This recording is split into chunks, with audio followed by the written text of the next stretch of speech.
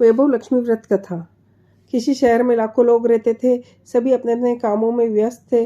किसी को किसी की परवाह नहीं थी। भजन कीर्तन, भक्तिभाव, दया, माया, परोपकार जैसे संस्कार कम हो गए। शहर में बुराइयां बढ़ गई। शराब, जुआ, रेस, चोरी, डकैती वगैरह बहुत से गुनाह शहर में होते थे। इनके बावजूद शहर में कुछ अच्छे लोग भी थे। ऐसे ही लोगों में शीला और उनके पति की गृहस्थी मानी जाती थी। शीला धार्मिक प्रकृति की और संतोषी थी। उनका पति भी विवेकी और सुशील था। शीला और उसके पति कभी किसी की बुराई नहीं करते थे और प्रभु भजन में अच्छी तरह समय व्यतीत कर रहे थे। शहर के लोग उनकी गृहस्थी की सराहना करते ही देखते समय बदला। शीला का पति बुरे लोगों से दोस्ती कर बैठा और जल्दी से जल्दी करोड़पति बनने का ख्वाब देखने लगा। इसीलिए वह गलत रास्ते पर चल पड़ा। उसकी हालत भटकते भिखारी जैसी हो गई। शराब, जुआ, रेस, चरस, गांजा आदि बुरी आदतों में फंस गया और अपना सब कुछ जुए में गंवा दिया। शीला को पति के बर्ताव से बहुत दुख हुआ, किंतु वह भगवान पर भरोसा कर सब कुछ सहने लगी। वह अपना अधिकांश समय प्रभु भक्ति में बिताने लगी।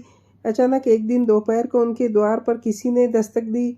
शीला ने द्वार खोला तो देखा कि एक माजी खड़ी थी। उसके चेहरे पर अलौकिक तेज निखर रहा था। उनकी आंखों में मानो अमृत बह रहा था। उनका भव्य चेहरा करुणा और प्यार से छलक रहा था। उसको देखते ही शीला के मन में अपार शांति छा गई। शीला के रोम रोम में आनंद छा गया। शीला उस माजी को आदर के साथ घर में ले आई। घर में बिठाने के लिए कुछ भी नहीं था, अतः शीला ने संकोच कर एक फटी हुई चादर पर उसको बिठाया। माजी बोली, क्यों शीला, मुझे नहीं पहचाना? हर शुक्रवार को लक्ष्मी जी के मंदिर में भजन कीर्तन के समय मैं भी वहाँ आती हूँ। इसके बावजूद भी शीला कुछ नहीं समझी। फिर माजी बोली, बहुत दिनों से तुम मंदिर नहीं आई, अतः मैं तुम्हें देखने आ गई हूँ। माजी के अति प्रेम भरे शब्दों से शीला का हृदय पिघल गया। उसकी आंखों में आंसू आ गए और वह बिलक बिलक कर रोने लगी। माजी ने कहा, बेटी, सुख और दुख तो धूप और छाँव जैसे हैं। धैर्य रखो बेटी, मुझे तेरी सारी परेशानी बता। माजी के व्यवहार से शीला को काफ़ी संबल मिला और सुख की आस में उसने माजी को अपनी सारी कहानी सुनाई।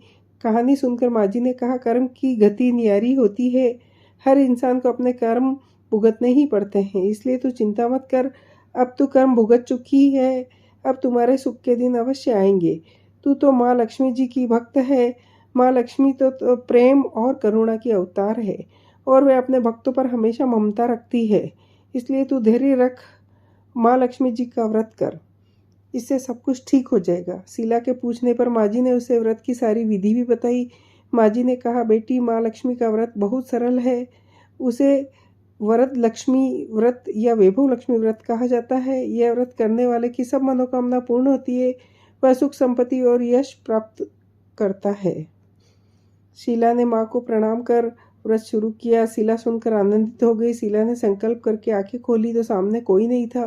वह विस्मित हो गई कि माजी कहाँ गई। शीला को तत्काल यह समझते देर नहीं लगी कि माजी कोई और नहीं, साक्षात लक्ष्मी जी ही थी। दूसरे दिन शुक्रवार था। सवेरे स्नान करके स्वच्छ कपड़े पहनकर शीला ने माजी द्वारा बताई विधि से पूरे मन से व्रत किया। आखिर में प्रसाद वितरण हुआ। यह प्रसाद पहले पति को खिलाया। प्रसाद खाते ही पति के स्वभाव में फर्क पड़ गया। उस दिन उसने शीला को मारा नहीं, सताया नहीं। शीला को बहुत आनंद हुआ। उसके मन में वैभव लक्ष्मी व्रत के लिए श्रद्धा बढ़ गई। शीला ने पूर्ण श्रद्धा भक्ति भाव से 21 शुक्रवार तक वैभव लक्ष्मी का व्रत किया।